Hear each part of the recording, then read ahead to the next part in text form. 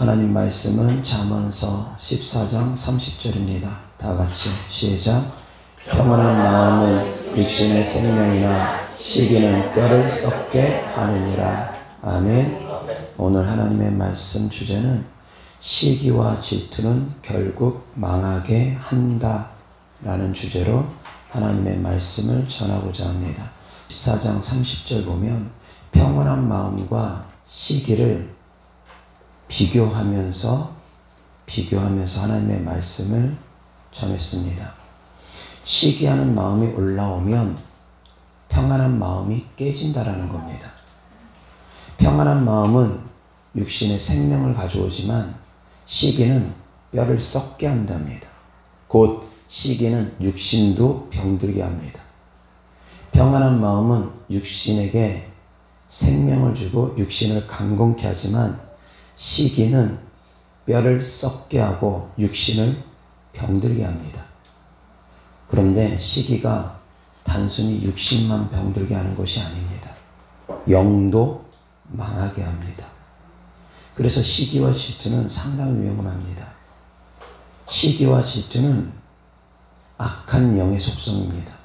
육신의 일입니다. 시기하는 자들은 하나님의 나라를 또한 유업으로 얻지 못합니다.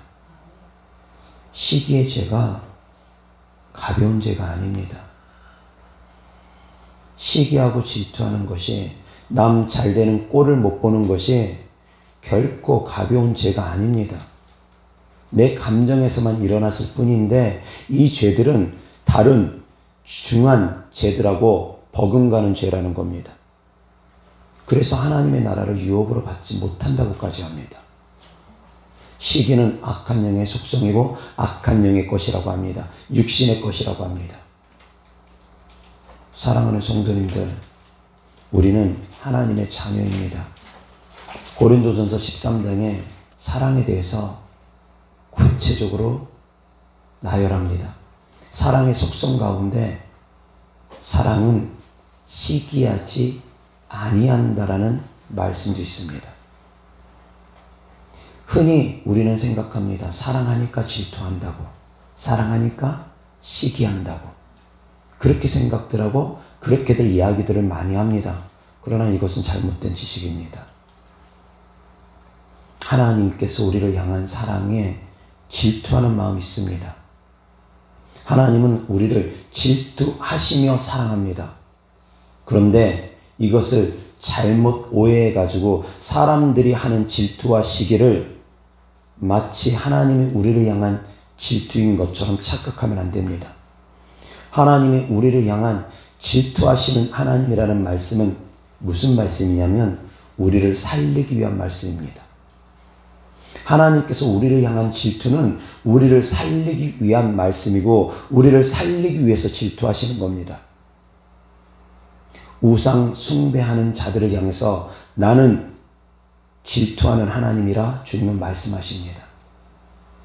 왜 그러냐면 우상 숭배하면 멸망이기 때문입니다. 지옥 가기 때문입니다. 그래서 질투하시는 하나님이라고 표현하며 나 외에 다른 신을 섬기지 말라고 하시는 겁니다. 왜? 우리를 살리기 위해서입니다.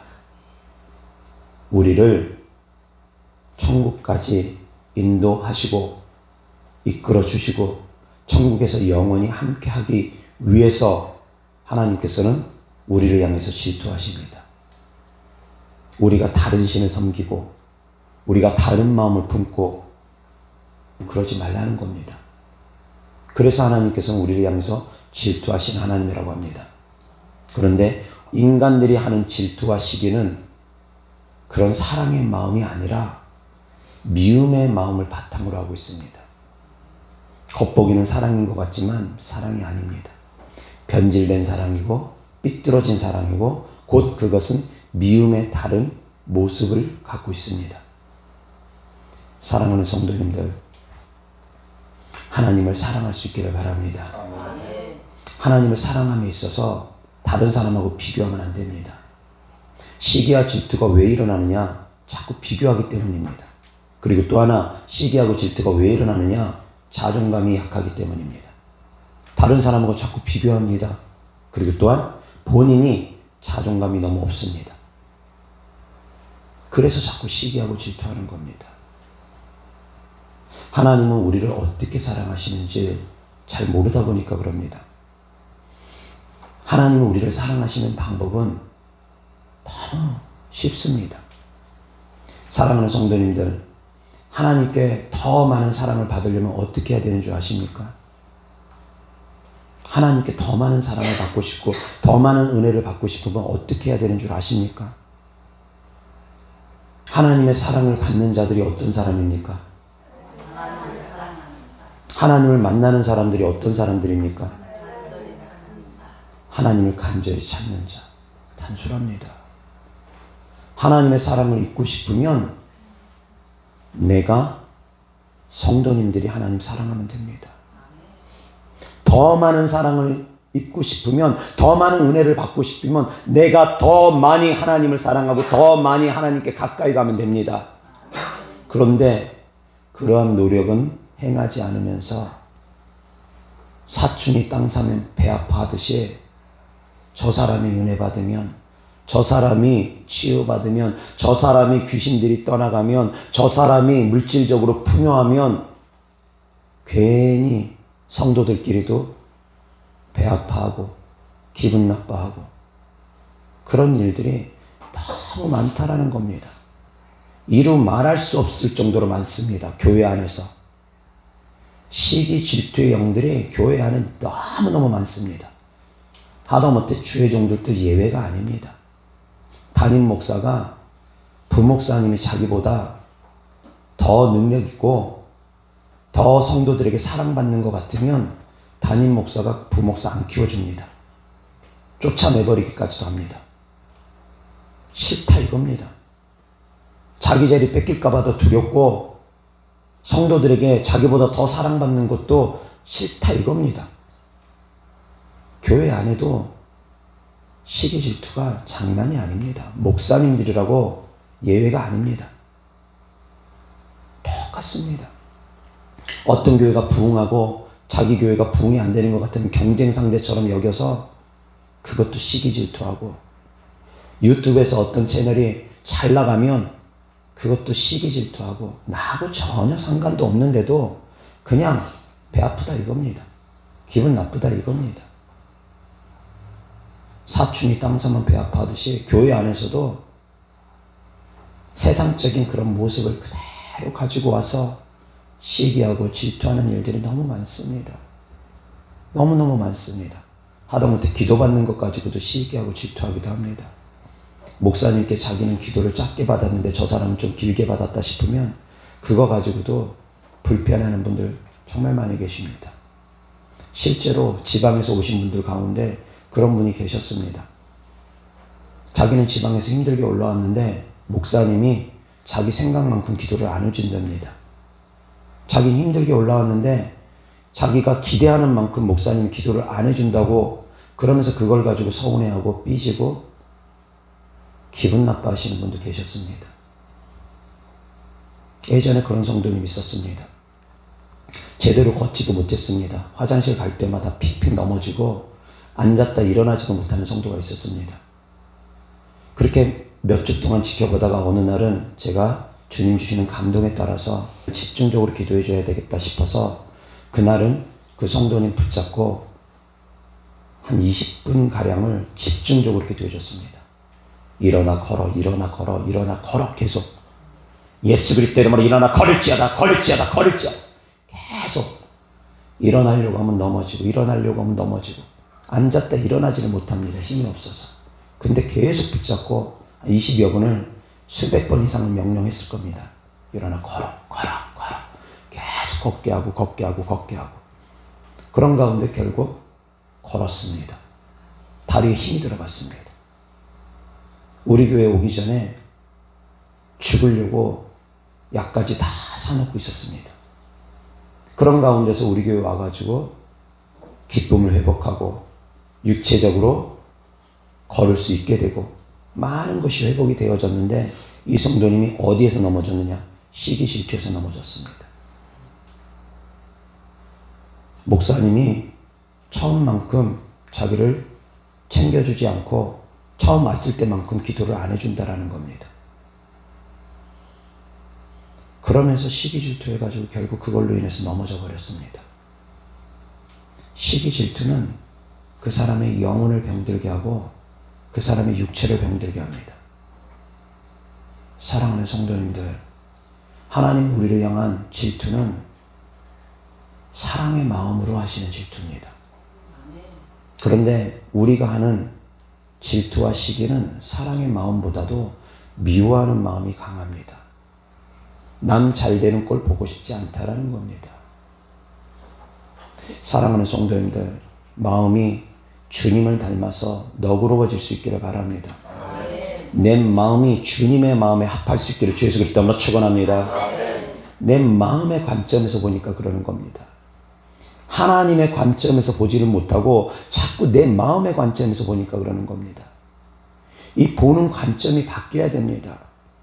사랑하는 성도님들이 하나님의 관점에서 하나님의 마음에서 세상을 보고 성도를 보고 교회를 볼 수 있어야지, 그래야지 성도님들이 잘 되면 하나님의 마음에서 같이 기뻐할 수 있고 같이 좋아할 수 있습니다.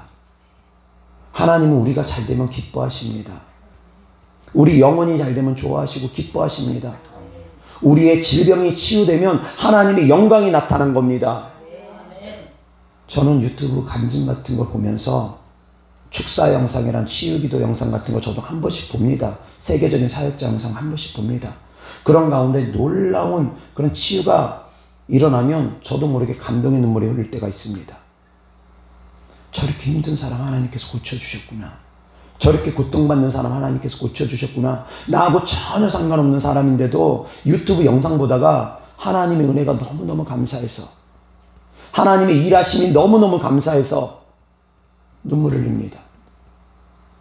그러면서 또한 소망합니다. 하나님, 나도 저렇게 쓰임받고 싶습니다. 나도 저렇게 하나님의 영광을 나타내고 싶습니다. 주님, 저를 또 써주세요. 그런 마음으로 유튜브 영상 볼 때가 많습니다.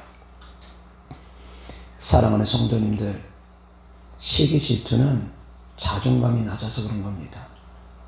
자꾸 다른 사람하고 비교하지 마십시오.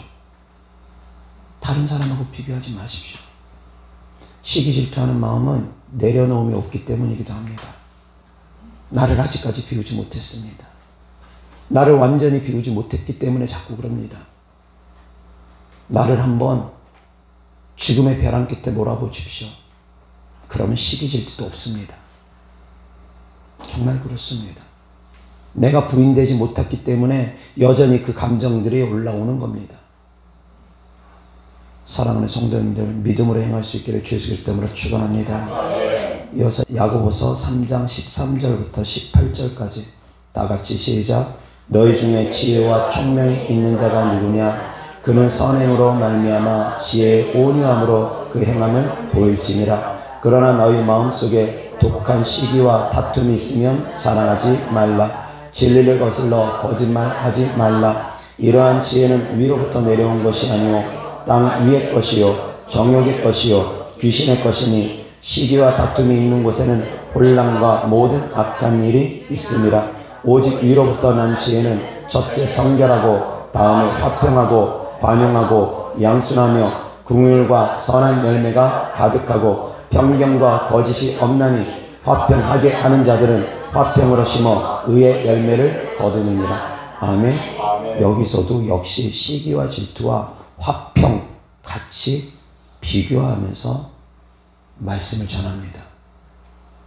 시기하고 질투하는 마음은 화평을 깨버립니다. 평화를 깨버리고 평안을 깨버립니다. 화평하는 마음, 서로 하나 되는 마음을 깨버리고 내 마음의 평안도 앗아가 버리고 그렇다라는 겁니다. 16절 보면 시기와 다툼이 있는 곳에는 혼란과 모든 악한 일이 생긴답니다. 악한 일들이 생깁니다. 악한 영들이 활동합니다. 15절 보면 이러한 지혜는 곧 시기하고 질투하는 마음입니다. 이러한 지혜는 위로부터 내려온 것이 아니요 이러한 지혜는 14절에 있습니다. 다 같이 14절 시작. 그러나 너희 마음에 독한 시기와 다툼이 있으면 자랑하지 말라. 진리를 거슬러 거짓말하지 말라. 여기서 독한 시기와 다툼이 바로 15절에 말하는 이러한 지혜입니다. 세상적인 지혜. 세상적인 마음들. 15절에 보면 이러한 지혜는 위로부터 내려온 것이 아니라 하나님으로부터 온 것이 아니라는 겁니다. 땅 아래 것이라는 겁니다. 그리고 또한 정욕의 것이고 귀신의 것이랍니다.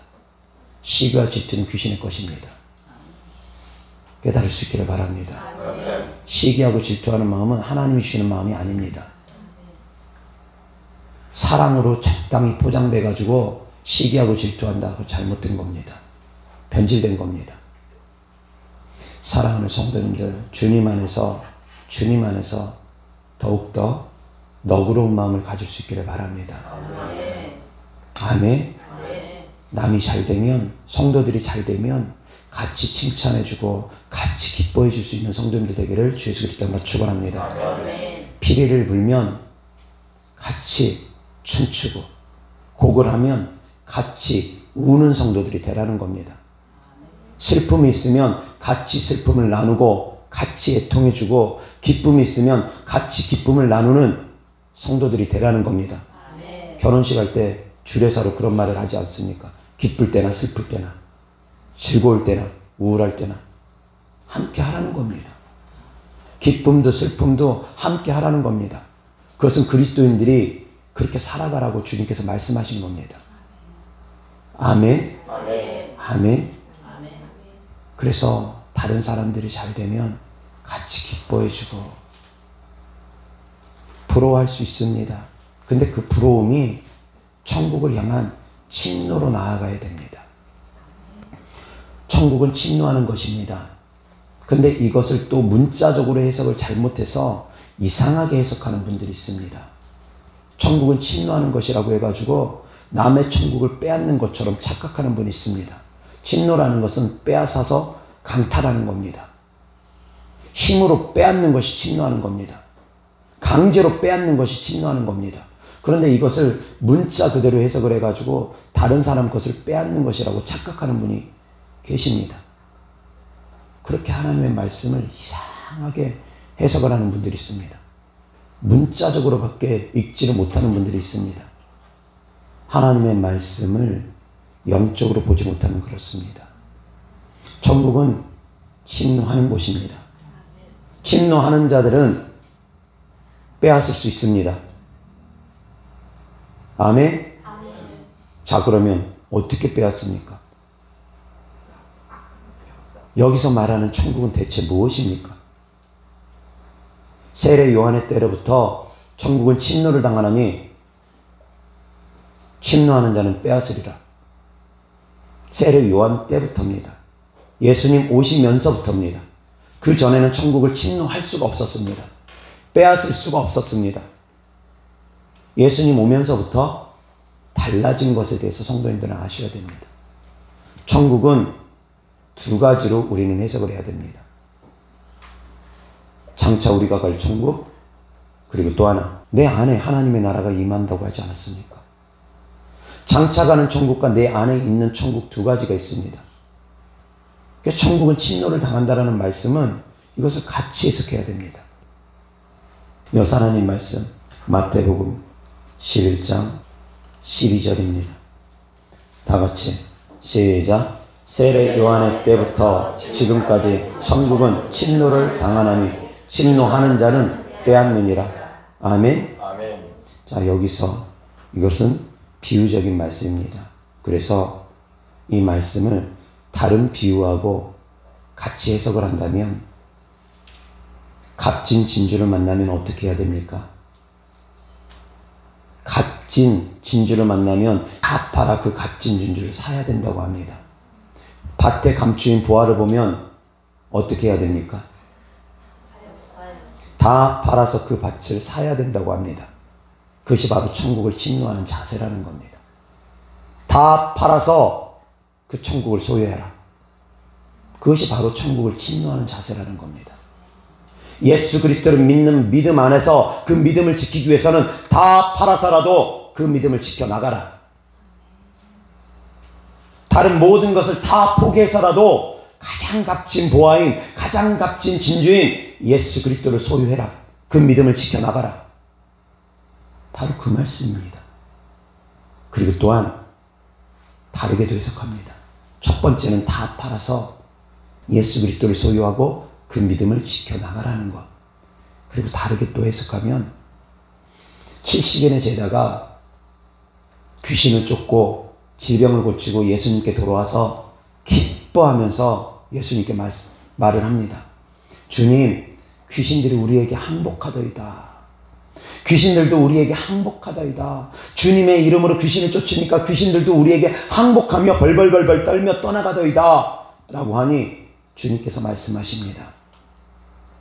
뱀과 정갈을 밟으며 원수의 모든 능력을 제할 권능을 주었으니 너희를 해할 자 결코 없으리라. 그 말씀하신 후에 덧붙여서 말씀하십니다. 그러나 귀신들이 떠나는 것으로 그것만으로 기뻐하지 말고 더 중요한 것이 뭡니까? 하나님의 나라에 그 이름이 기록된 것으로 기뻐하라. 그것이 바로 천국입니다. 천국에 그 이름이 반드시 새겨진다는 겁니다. 귀신을 쫓으면 생명책에 그 이름이 새겨집니다. 이어지는 말씀입니다. 또한 다르게도 해석합니다. 귀신 쫓고 능력 행하는 것만으로 기뻐하지 말고 너희가 예수 그리스도를 믿는 믿음 안에서 생명책에 그 이름이 기록된 것으로 기뻐하라. 아멘. 그리고 또한 세 번째 해석입니다. 성령을 힘입어 더러운 귀신을 내어 쫓으면 뭐라고 또 말씀하십니까? 하나님의 나라가 너희에게 임한다고 합니다. 성령을 힘입어서 내 안에 있는 귀신들을 내어 쫓으면 하나님의 나라가 천국이 회복되어진다고 합니다. 그것이 바로 강제로 빼앗는 겁니다. 악한 영들이 자리 잡고 있는 것을 강한 자가 자리 잡고 있으면 더 강한 자가 와서 그 강한 자를 몰아내고 그 자리를 차지하는 것처럼 더 강한 자이신 예수 그리스도의 이름을 힘입어서 너희는 강하다 하는 악한 영들을 몰아내라는 겁니다.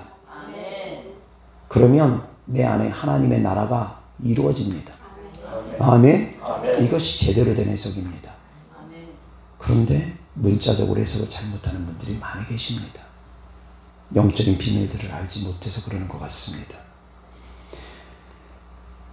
하나님께서 우리에게 말씀하시는 침노하라는 말씀은 시기하고 질투하고 남의 것을 뺏으라는 것이 아닙니다. 남의 은사를 뺏으라는 것도 아니고 남의 천국을 빼앗으라는 것도 아닙니다. 내 안에 있는 천국을 이루어 가라는 겁니다. 아멘. 내 안에 예수 그리스도를 믿는 그 보아, 세상 어떤 거하고도 바꿀 수 없는 그 보아 간직하면서 믿음으로 천국을 소유하고 나아가라는 겁니다. 아멘. 그리고 예수님을 믿는 믿음을 지켜나감에 있어서는 그 어떤 것도 다 포기하더라도 그 믿음 지켜나가라는 겁니다. 아멘. 다 팔아서 그 값진 진주를 사는 것처럼, 다 팔아서 그 밭을 사는 것처럼 그거보다 더 귀한 것은 없으니까, 예수 그리스도보다 더 귀한 것은 없으니까 그 믿음 지켜나감에 있어서는 다른 모든 것을 다 포기하더라도 그 믿음 지켜나가라는 겁니다. 아멘. 그것이 하나님께서 우리에게 주시고자 하는 말씀입니다. 이어서 하나님의 말씀 아가서 8장 6절입니다. 다 같이 시작. 너는 나를 도장같이 마음에 품고 도장같이 발에 두라. 사랑은 죽음같이 강하고 질투는 소울같이 잔인하며 불길같이 일어나니 그 기세가 여호와의 불과 같으니라. 아멘. 자, 여기서 질투에 대해서 비유적으로 얘기를 합니다. 소울같이 강하답니다. 소울은 곧 무덤입니다. 죽음도 의미합니다. 질투는 사랑만큼이나 죽음같이 강하답니다. 그리고 잔인하답니다. 질투는 잔인하답니다. 그리고 또한 불길같이 일어난답니다. 하나님의 기세처럼 불길같이 일어나는데 그 기세가 하나님의 불과 같답니다. 막 번져나갑니다. 한번 질투하기 시작하면 이것이 순식간에 산불 번지듯이 막 번져나갑니다. 그러면서 미움과 분노와 증오로 어찌 할 바를 몰라 합니다. 그것이 바로 사울 왕입니다. 백성들이, 여인들이 전쟁에서 나갔다 승전하고 돌아오는 다윗을 보고서 칭송하는데 어떻게 칭송하느냐? 사울은 천천히요, 다윗은 만만이라 그러면서 다윗 왕이 승전하고 돌아오니까 다윗을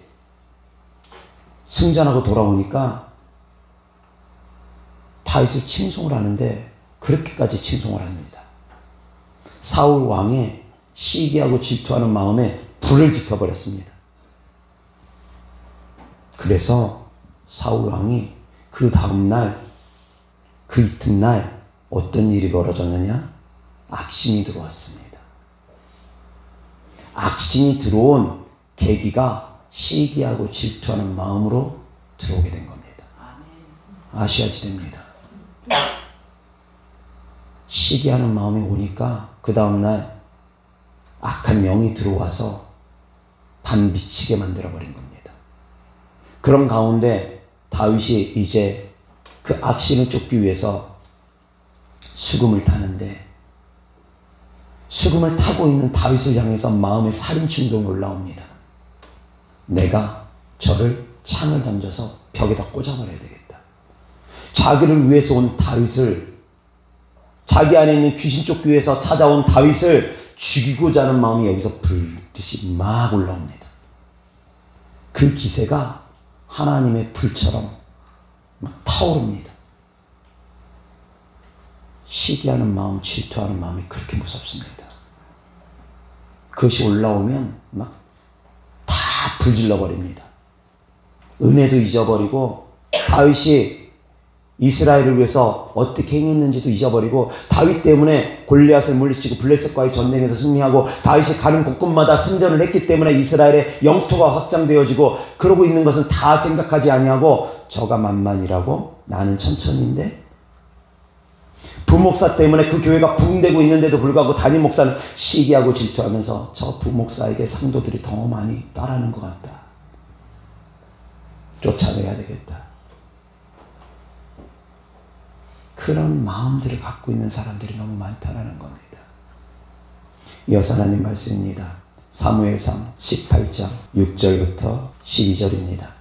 다 같이 시작. 무리가 돌아올 때 곧 다윗이 블레셋 사람을 죽이고 돌아올 때 여인들이 이스라엘 모든 성읍에서 나와서 노래하며 춤추며 소고와 경세를 가지고 왕 사울을 환영하는데, 여인들이 뛰놀며 노래하여 이르되 사울이 죽인 자는 천천히요 다윗은 만만이라 한지라. 사울이 그 말에 불쾌하여 심히 노하여 이르되 다윗에게는 만만을 돌리고 내게는 천천만 돌리니 그가 더 얻을 것이 나라 말고 무엇이냐 하고, 그날 후로 사울이 다윗을 주목하였더라. 그 이튿날 하나님께서 부르시는 악령이 사울에게 힘있게 내림에 그가 집안에서 정신없이 떠들어대므로 다윗이 평일과 같이 손으로 수금을 타는데, 그때 사울의 손에 창이 있는지라. 그가 스스로 이르기를 내가 다윗을 벽에 박으리라 하고, 사울이 그 창을 던졌으나 다윗이 그의 앞에서 2번 피하였더라. 여호와께서 사울을 떠나 다윗과 함께 계심으로 사울이 그를 두려워한지라. 아멘. 아멘. 시기하고 질투하는 마음이 이렇게 무섭습니다. 다윗은 만만이고 나는 천천히라고? 기분 나쁘다 이겁니다. 그러고 나니 그 다음날 악한 영이 들어와 버립니다. 그래서 제정신이 아닙니다. 그런데도 불구하고 정신 못 차리고 그 순간에도 어떻게 하면 다윗을 죽일까? 죽이고자 하는 살인 충동만 느낍니다. 시기는 미움에 근거합니다. 질투는 미움에 근거합니다. 그래서 그 끝은 죽이고자 하는 마음까지 부리듯이 일어납니다. 성도님들 잘 알다시피 가인과 아벨의 제사도 그렇습니다. 가인의 제사는 하나님께서 받지 않고 아벨의 제사만 받으니까 기분 나쁩니다. 가인이. 그래서 분노가 막 올라옵니다. 시기하고 질투하는 마음으로 인해서 분노가 막 올라옵니다. 그때 하나님께서 경고하십니다. 내 마음에 분노가 올라오지만, 제 소원이 너에게 있지만, 살인 충동이 너에게 올라오지만 너는 그 죄를 다스려라. 너는 그 분노를 다스려라. 그 시기와 질투를 다스려라. 하나님께서 분명히 경고하시면서 말씀을 하는데도 불구하고 이 불길이 꺼지질 않습니다. 한번 타오른 이 시기하고 질투가 꺼지질 않습니다. 이 분노하는 마음이 꺼지질 않습니다. 그래서 결국 아벨을 쳐서 죽이지 않습니다. 결국 쳐서 죽이지 않습니까? 그 결과 결국 가인도 심판받지 않습니까? 그렇다라는 겁니다. 타오르기 시작하면 다 태워버립니다. 결국은 자기도 죽이고 다른 사람도 죽이려고 합니다. 이 시기와 질투하는 마음입니다. 끝장 보겠다 이겁니다. 가정이 파괴되건 말건 뭐가 되건 말건 어떻게 되건 말건 교회가 깨지든 말건 그냥 죽이고 죽겠다 이겁니다. 원한에 사무쳐가지고 어찌할 바를 몰라 합니다. 미움에 불타가지고 어찌할 바를 몰라 합니다. 그것이 바로 시기하고 질투한 마음의 미움입니다. 미리암이 모세를 하나님께서 귀 쓰는 것을 보고 또 시기 질투합니다. 시기하고 질투하는 마음이 있습니다. 그러면서 이렇게 고백합니다. 하나님께서 모세하고만 대면하느냐? 하나님께서 모세만 만나주시느냐? 우리도 만나주지 않느냐? 미리암과 아론이 둘이 그렇게 얘기합니다. 하나님께서 모세와만 대면하느냐? 우리하고도 대면하지 않느냐? 그런데 우리의 동생인 모세가 언제까지 우리의 지도자로서 저렇게 우리를 이끌겠느냐? 우리도 지도자가 될 수 있지 않겠느냐? 그런 마음을 품습니다. 그러면서 그렇게 얘기합니다. 실제적으로 반역까지 이루진 않았습니다. 말만 했을 뿐입니다. 근데 하나님께서 그 소리를 들으시고 미리암을 치십니다. 문둥병으로. 하나님의 권위를 침해하지 말라는 겁니다. 시기하고 질투한 마음이 권위까지 침해합니다. 고라가 있습니다. 고라가 성막을 돌보는 일을 합니다. 성막 봉사를 합니다. 그런데 고라가 욕심이 납니다. 어떤 욕심? 제사장이 되고 싶은 욕심. 왜 아론의 후손들만 제사장이 돼야 되느냐? 나도 제사장 할 수 있지 않겠느냐? 그러면서 고라가 또 반역을 합니다. 나도 제사장 돼보겠다. 시기하고 질투하는 겁니다. 남의 것을 탐합니다. 자격이 되면 하나님께서 어련히 알아서 세워주실까? 자격이 안 되면 하나님께 하나님 나도 제사장 되고 싶습니다. 하나님 나도 모세처럼 지도자 되고 싶습니다. 하나님께 향해서 침노하며 기도했다면 어쩌면 다른 결과가 나왔을 수도 있습니다. 어떤 다른 결과? 하나님께서 no 하는 결과. 아니다. 내 은혜가 족하다. 하나님의 음성을 들었고 하나님을 만났을 겁니다. 그러면 범죄하지 않았을 겁니다. 내 은혜가 내게 족하니라. 나는 연약한 가운데서도 일하시는 하나님이시니라. 내가 맡은 바 그 자리에서 지극히 작은 일이라도 죽도록 충성하면 네가 부러워하는 저 사람들 못지않게 내가 너에게 영광을 줄 것이니라. 그런 하나님의 음성을 들었을 겁니다.